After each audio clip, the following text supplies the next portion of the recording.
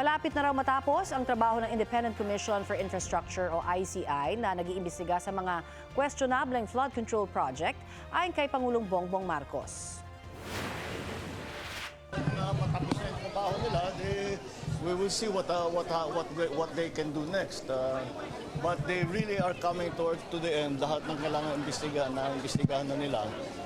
Maybe there are one or two other loose ends that they have to clear up. Sabi rin ng Pangulo, hindi pa nakakapagdesisyon kung magtatalaga ng mga bagong miyembro na sa ICI. Matatandaan na nagbitiw sa komisyon sina Baguio City Mayor Benjamin Magalong, dating DPWH Secretary Rogelio Babe Singson at Rosana Fajardo.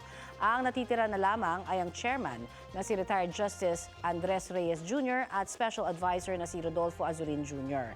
Sakali pong naibigay na raw ng ICI ang lahat ng impormasyon ay mapupunta na sa DOJ at Ombudsman ang focus ng investigasyon.